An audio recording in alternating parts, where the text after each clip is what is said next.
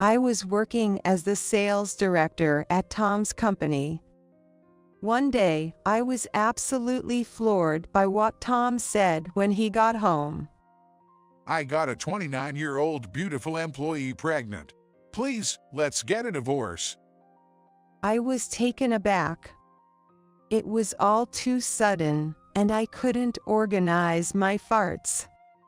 I told Tom that I wanted to have a discussion with the three of us later, and then I lay down on the bed in our bedroom. Emily was pregnant. It turned out I was the one with fertility issues. Even though I thought I had lost all feelings for Tom, I couldn't stop the tears from flowing. The next day, I overheard a conversation between Tom and Emily. Tom, why didn't you dump a woman who can't have an heir? Because she is competent at her job. There's no reason to fire her. Then let's just keep her around. Once the baby is born, she can take care of it. You're smart, Emily. She's a middle-aged woman, so she probably knows a thing or two about parenting well. Hearing their laughter, I clenched my fists. Always talking nonsense. You guys enjoy it while it lasts. I'll make sure they regret ever making fun of me. I'm Maria, a 44-year-old housewife. 10 years ago, at a reunion with college friends, I reconnected with Tom. Tom is the only son of a well-known local famous company. He lost his father when he was young, and now his mother serves as the company's chairwoman. Back in college, I shared a class with Tom but never got close to him, because a lively group always surrounded him, and I felt inferior due to our different backgrounds. However, upon reuniting, I found he didn't flaunt his wealth and was actually very friendly and cheerful. Later, after dining out together, Tom asked me to be his girlfriend, and eventually, he proposed. My family is just an average middle-class household. I was nervous that his mother might object, thinking I wasn't good enough, but when we went to meet his parents, they accepted me without hesitation. It seemed to make a good impression that I had studied accounting and business management in college, and had also obtained certifications. After getting engaged, I took a job at Tom's company, and now I'm working as the sales department manager, handling sales administration tasks. Growing up watching my parents' loving relationship, I always dreamed of getting married. I never doubted that if I were with the person I love, we could build a warm and loving home. So, I never thought our happiness would crumble in just a decade after getting married. At the beginning of our marriage, Tom was very kind to me. His friendships were extensive in addition to his company as the CEO, and so his weekends were scheduled almost every week. While they were Tom's friends, to me, they were strangers. So, I thought I'd be left out, but instead, Tom took me along to events like barbecues, camping, and skiing, introducing me to his friends. Among his friends were not only men but also women, couples, and married folks. Not having friends of the opposite sex myself, I felt uneasy about the existence of female friends, but Tom interacted with them with proper boundaries. Neither the female friends nor Tom showed any behavior that could lead to misunderstandings, and I was relieved. Given my shyness, I admired Tom for his ability to interact so friendly and without bias with everyone, such as single, married, male, and female. However, over the years, Tom's attitude toward me gradually became colder. He would frown upon seeing my face, sigh, or look displeased at the cosmetics I left in the bathroom. "Tom, our anniversary is coming up soon. I'll make a reservation at our usual restaurant." When I mentioned this, he replied grumpily, Can't you see I'm busy with work? I don't have time to go to the restaurant. "But you've always made time for that day no matter how busy you were." Then Tom sighed deeply and said in an exasperated tone, If you want to go, go by yourself. How long are you going to act like we're still newlyweds? I was disheartened by his harsh words. Surely, he must be tired and irritable. Thinking this, I sent him a tie from his favorite brand for his birthday, but he wasn't pleased. Maria, you have no fashion sense. I don't like this brand anymore. Why would I want more junk in my drawer? "Oh no, I'm sorry. I had researched online and even went to the store to carefully choose it, only to be criticized like that."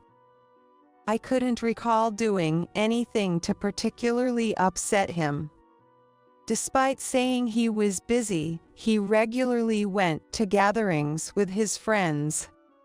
The thought crossed my mind, does he not want to go out with me? And then a definitive incident occurred. I was excited when invited to go to the mall, so I got ready with enthusiasm. I wore a brand new outfit and did my makeup more brightly for the private outing, eagerly waiting for Tom to be ready. But when Tom was ready to go, he looked at me and smirked. What's with that outfit? Wearing a skirt at your age is just ridiculous. "Oh, no, doesn't it look good on me?" Do you even realize your age? Once you're past 40, you're officially an old lady, right? Your makeup is too loud, and curling your hair looks ridiculous. You might have been cute back in the day, but that's not the case anymore. His disdainful tone pierced through my heart. "But your friends dress up stylishly, don't they?" They can pull it off because they're beautiful. You're different. Trying to look young at your age just looks desperate and pathetic. "I don't want to try making younger." Tom clicked his tongue in response to my rebuttal. Put on your normal clothes. Are you trying to embarrass me? Forget it. I've lost my interest in going out. You've ruined the mood after I went through the trouble of inviting you. With a look of disgust, he threw his jacket on the sofa and retreated upstairs to his study. I want shrimp fried rice in 30 minutes for today's lunch. His voice came down from the stairs. I was just a little excited about going out after a long time. Why did I upset Tom's mood? I bit my lip to hold back tears, changed back into my room clothes, removed my makeup, and started preparing lunch. Upon reflection, if I'm considered an old lady at our age, then Tom is an old man too. I may not be a beauty, but Tom is just an average middle-aged man. Just like any other middle-aged guy out there. Raised to be the next CEO of the company, he's always been full of pride and confidence. Before we got married, I saw those traits as admirable, but I never expected to be looked down upon like this. Sometimes, I feel like voicing my complaints out loud. But since we work together, I have to face Tom at the company. If there's awkward tension between us as a couple, it makes the employees feel uncomfortable too. With that in mind, I usually end up bending over backward to keep Tom's mood up. At home, Tom might be the lord and master, but step outside, and he's a completely different person, charming, leaving a great impression on everyone he meets. A textbook example of a second-generation heir with no real management skills, but loved by our clients and partners for his refreshing smile and affability. This is in stark contrast to his surliness at home. I'm the CEO, you know. Can I really be expected to eat such cheap food? I'd rather have instant noodles. He always complains if the meal isn't to his liking, slurping cup noodles next to me in a snide manner. Tom also seems to resent it whenever I have plans to go out while he's home. Going out without taking care of your husband, is that what a housewife does? I'm just going shopping for clothes. Lunch is ready to be microwaved, and I'll be back before dinner. You should be the one to serve meals. Being a housewife and all, living off the money I make, you sure have it easy. Though I earn less than Tom as the CEO, I also work full-time. I contribute to our living expenses, so I shouldn't be criticized for it. Moreover, when Tom took over the company from his mother, his inexperience caused some trouble with our business partners. And I was the one who went around apologizing for it. You were cute 10 years ago. Now, you've just worn out like an old rag. Lately, he's taken to picking on my appearance whenever he can. You're a failure as a wife since you couldn't produce an heir. I'm only keeping you around out of pity. Be grateful. I wanted kids too, but it wasn't meant to be. How about we see a doctor? There might still be time. When I suggest this, Tom shakes his head. I don't want to waste extra money on that. It's obviously your fault. I'll forgive you since you're good at your job. When I get frustrated, I meet up with my best friend, Arya, and vent to her. Since we've been friends since college, she knows Tom well and sympathizes with me. Tom puts on a good face in public, but then he takes out his frustrations on you at home. He is hopeless, isn't he? Arya frowned, resting her chin on her hand. Remember how he used to come crying, wondering what to do? Does he think he's the only one who's grown the company? Maybe he's forgotten where he started. I muttered. There was support from Mill and the other executives, but I worked hard too. Thanks, Arya. I feel a lot better now. As I thanked her, Arya responded with a bright smile. I'm always on your side, Maria. Whenever something comes up, just let me know. I'm here to help. Arya's supportive words lifted my spirits somewhat. Lately, Tom's behavior has been visibly strange. Claiming social engagements, he spends most weekends out. Even on weekdays, he doesn't come home until after midnight. Yet, he never seems tired, instead always looking like he's having a good time. One evening, after finishing the housework, I was reading in the living room. Today, Tom left in the morning without saying where he was going. I expected his return to be late at night. Then, unusually, he came home just after 8 p.m. Tom entered the living room, his cheeks flushed with excitement he could hardly contain. "Welcome back, you're home early today." Maria, you're gonna be glad. What? Why? I'm going to have a child. I blinked in disbelief. Excuse me. I got a 29-year-old beautiful employee pregnant. Please, let's get a divorce. I stared at Tom, taken aback by the suddenness of it all, struggling to process what I had just heard. So, I'm finally going to be a dad. Finally, an heir. My mom would be thrilled. Wait a minute, you've been cheating me.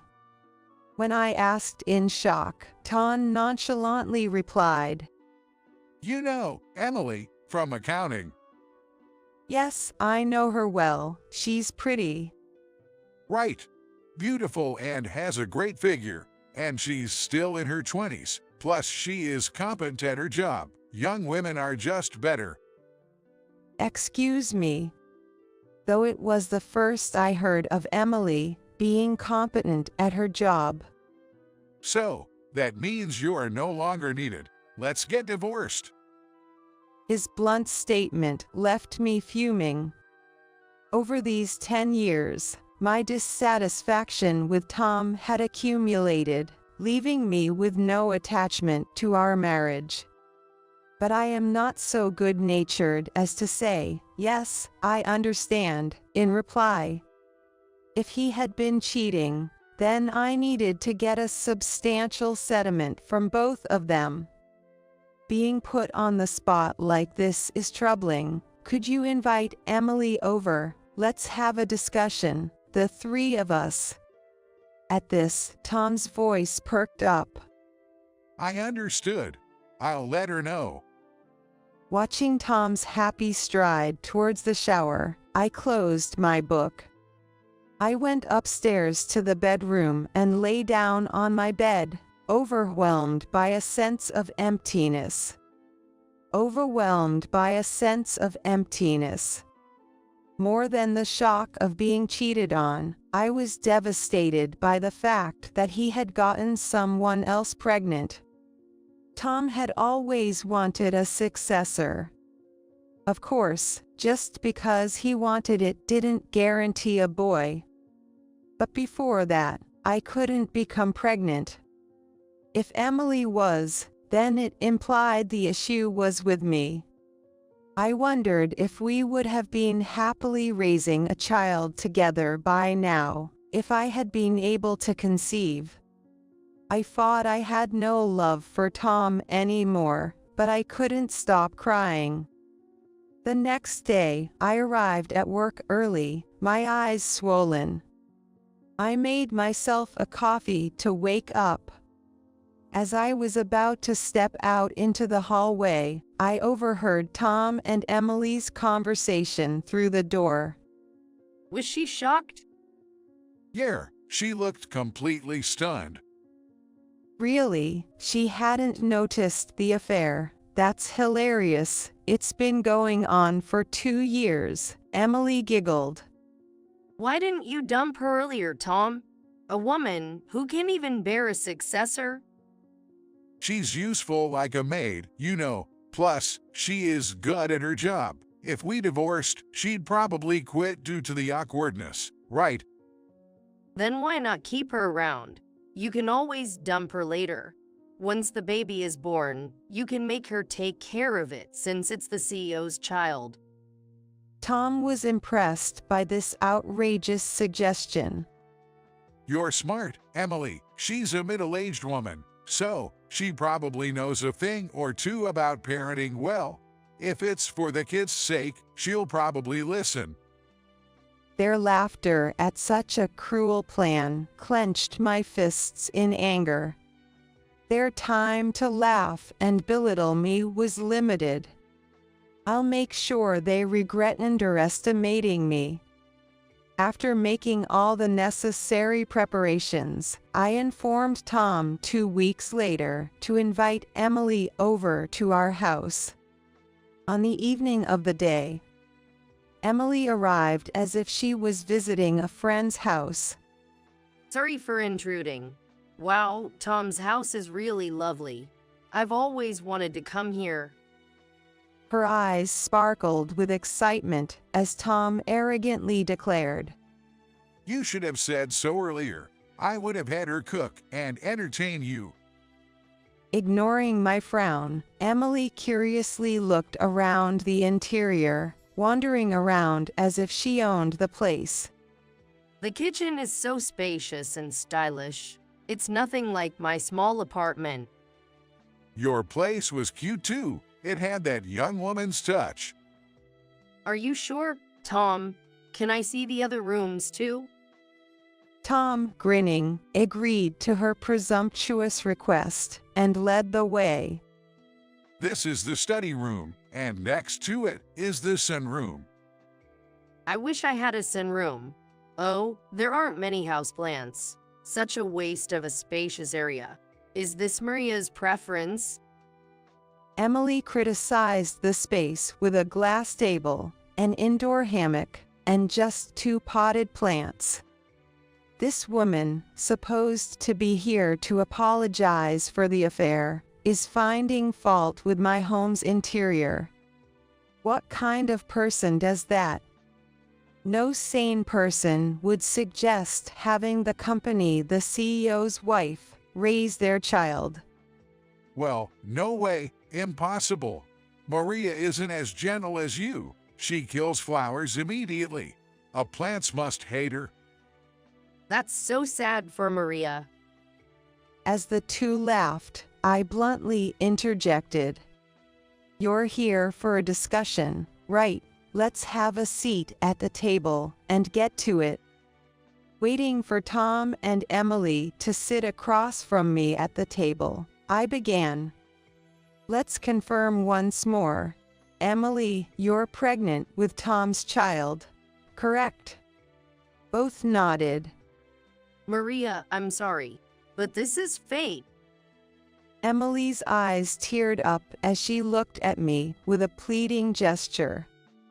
Her familiarity grated on my nerves. This baby coming to me means that Tom and I were destined to be together in a past life. Marrying Maria was the mistake. We need to correct this mistake and start over, or both Maria and Tom will be unhappy. I love you both too much to let that happen. I couldn't help but smirk at Emily's absurd logic. The extent of their self-justification was so appalling that I was left speechless. I truly love Tom from the bottom of my heart.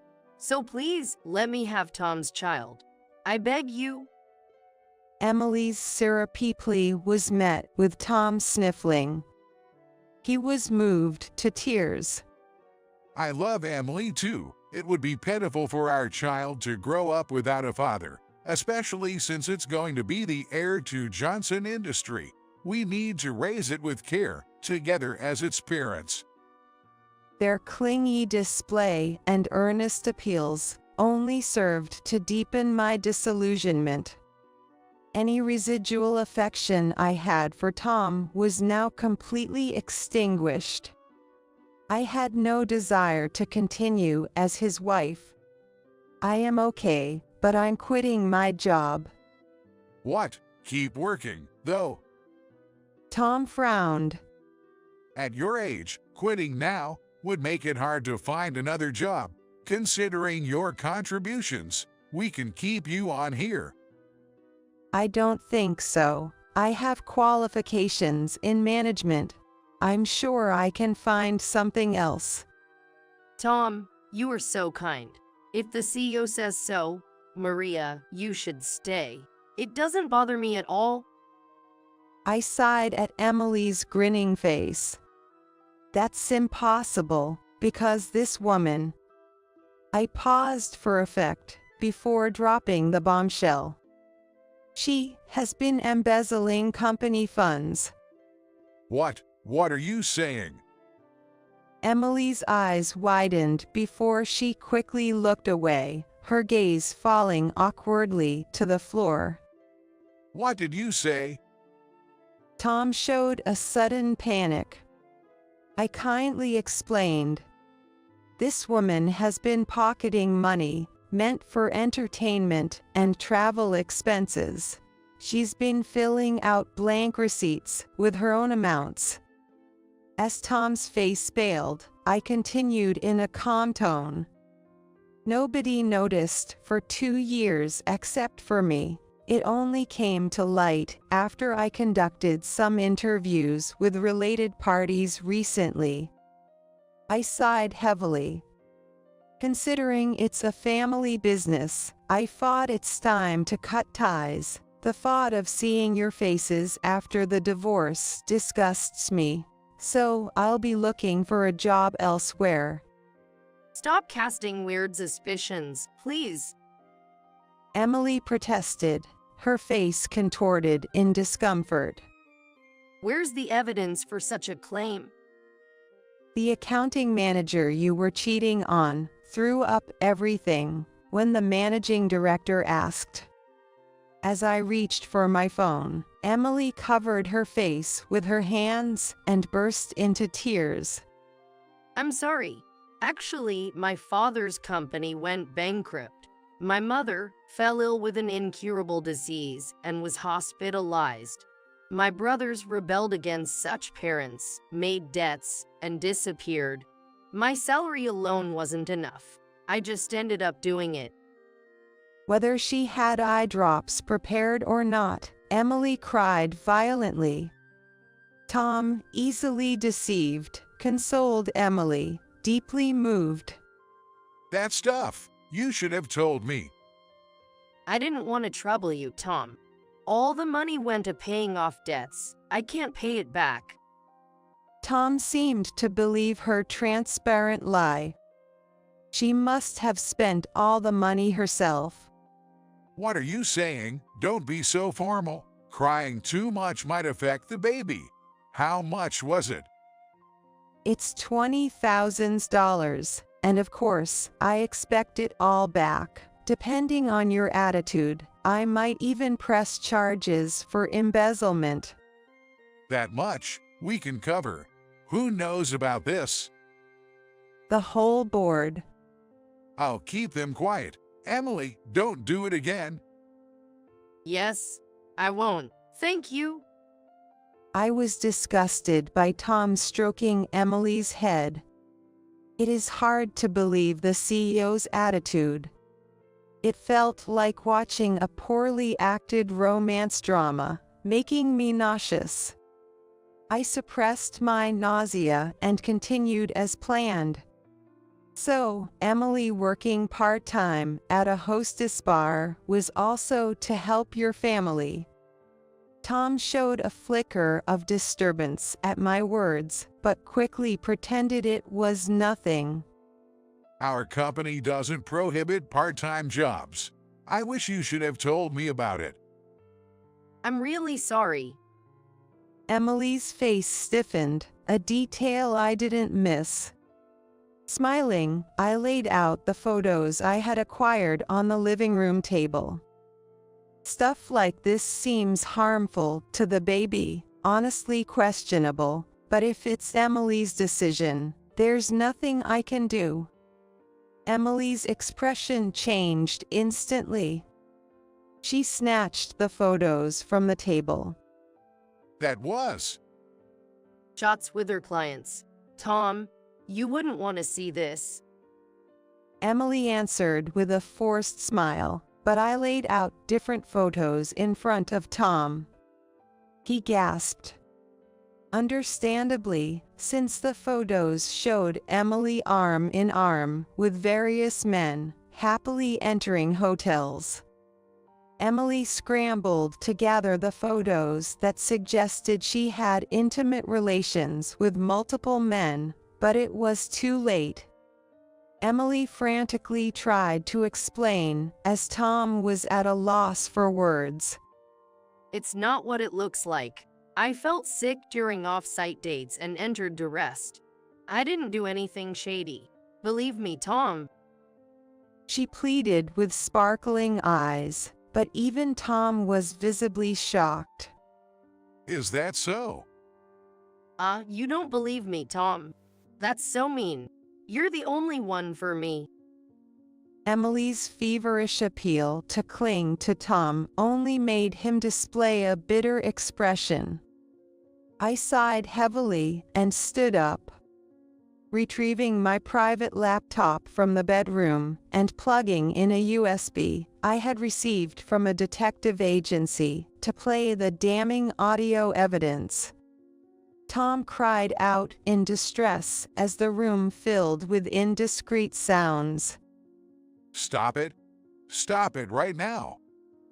The walls of hotels are surprisingly thin, aren't they? Seems like it's easy to record through them. I wonder if it's the technology or the equipment that's impressive.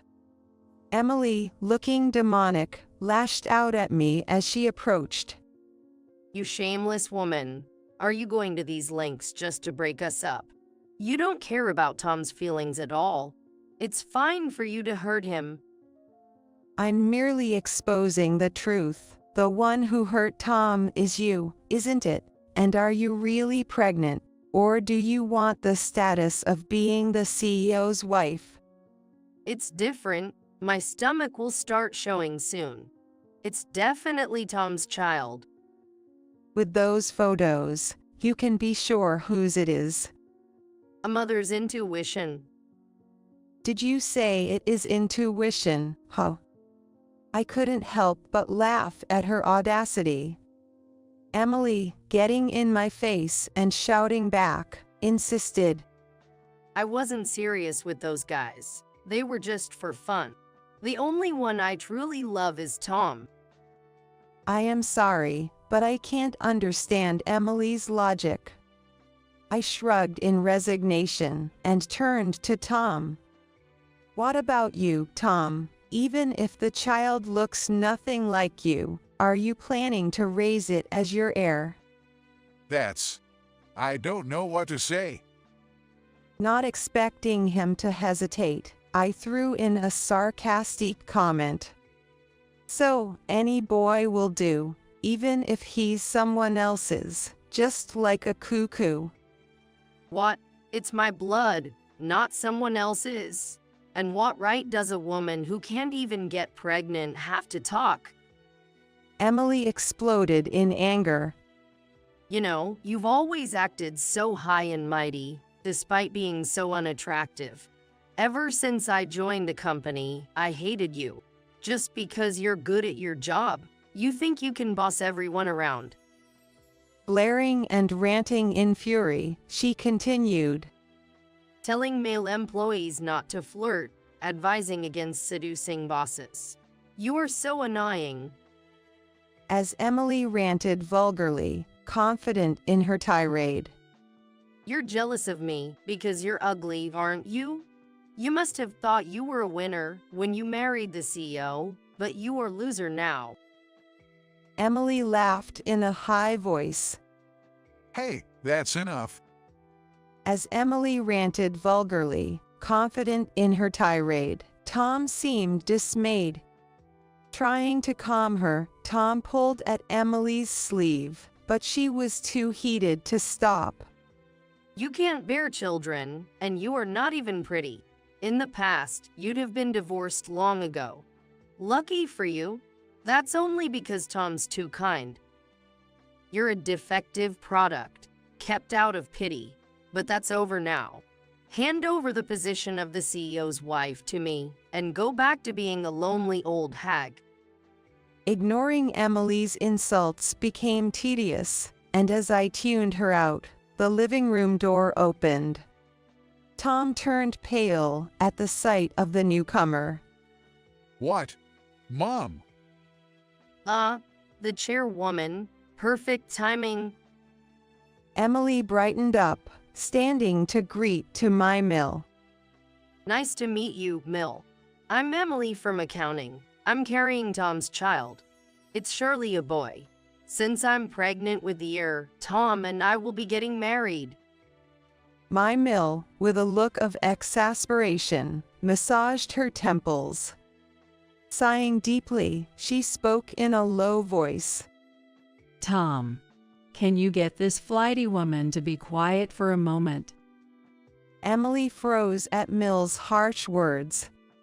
Looking at Emily as if she were trash, Mill scolded Tom sharply. Only Maria has the right to call me Mill.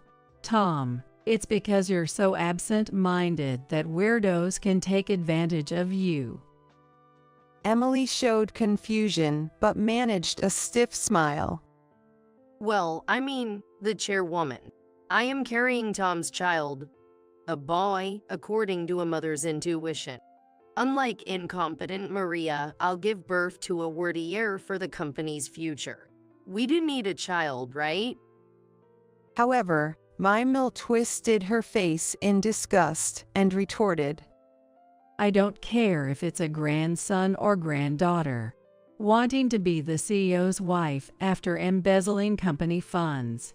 Are you sane? But, Mom, Emily has complicated family circumstances. Can't we overlook it just this once? Mill responded with a half laugh.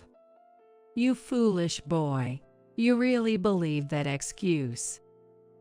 Tom's face fell in shame as he looked at the documents Mill placed on the table.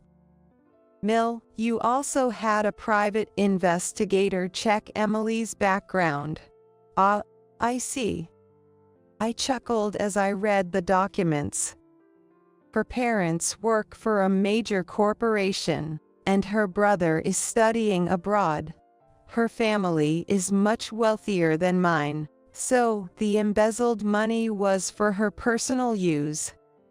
Tom looked at Emily next to him, with disbelief. Pictures of her shopping extensively at brand stores have been taken. You're in debt because of credit card payments, right? Mill sneered through her nose. Also, this woman's obstetrics and gynecology is run by an acquaintance of mine. After I explained the situation, they let me know she's not pregnant at all. What? She's been going there for irregular periods, right? Emily turned bright red as Mill grinned wickedly. Bitch, don't give away my personal information.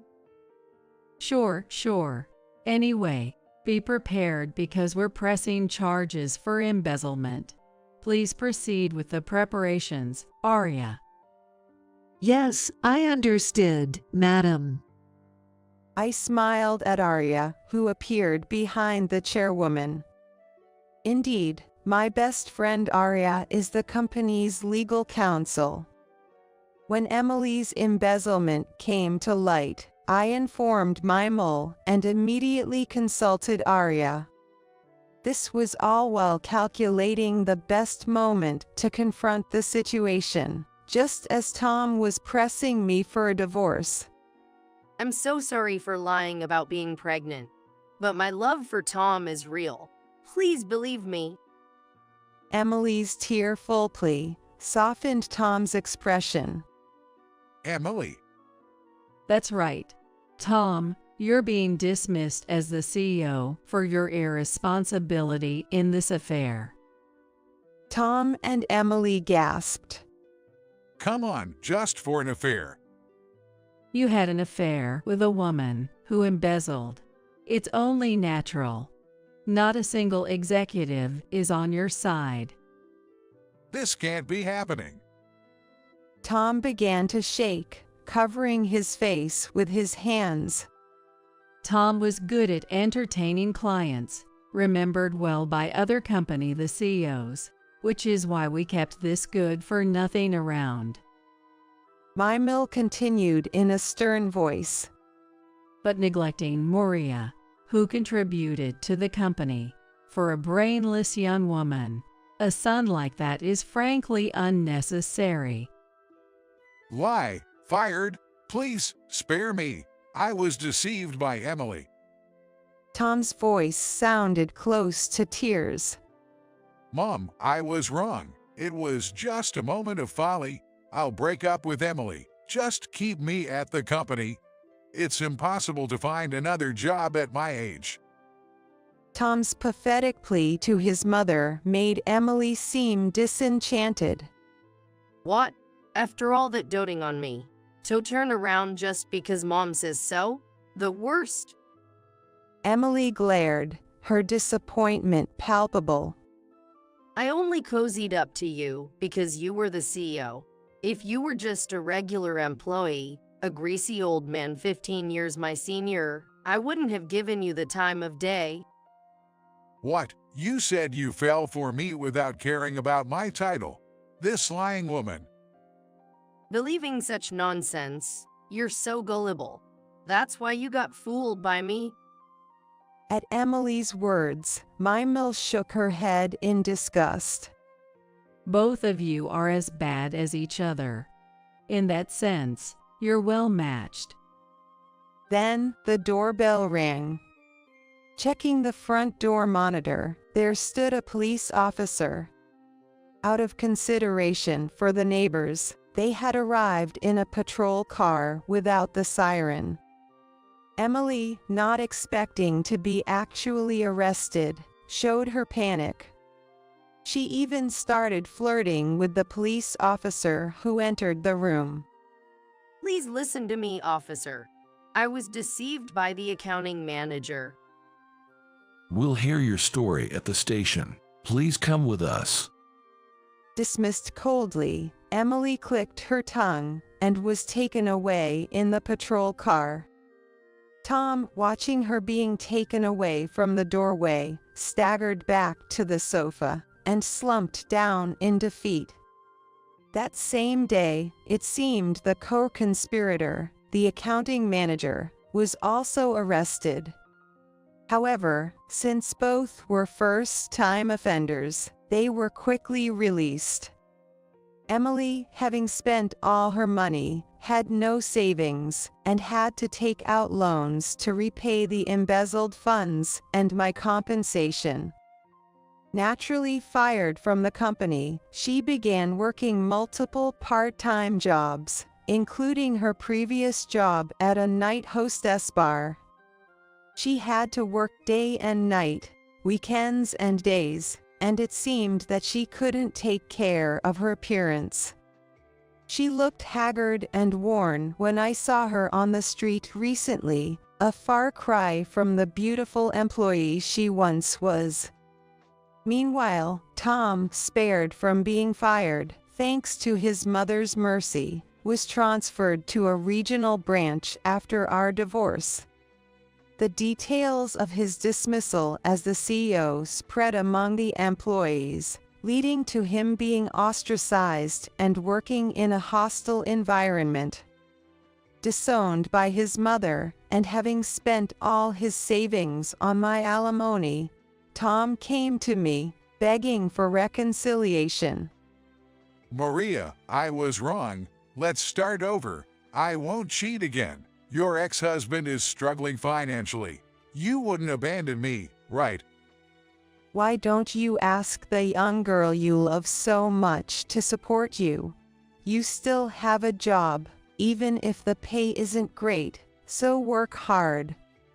After scolding him over the phone and blocking his contact, he seemed to finally give up. According to Mymel, Tom's once bright personality is nowhere to be found. He spends his days without speaking to anyone, completing his tasks, and locks himself away in his room on his days off. Tom's cousin, who had been the CEO, took over as the CEO in his stead. Recognized for my past achievements, I was promoted to a director on the board. The new CEO, though not much of a talker, is sincere and well-liked by the staff. My work has become busier, but my days are fulfilling. Though divorced from Tom, I occasionally have meals with my ex-husband's mother. Despite her position as the chairwoman, she never pressured me about producing an heir. This ordeal has deepened my respect for her character.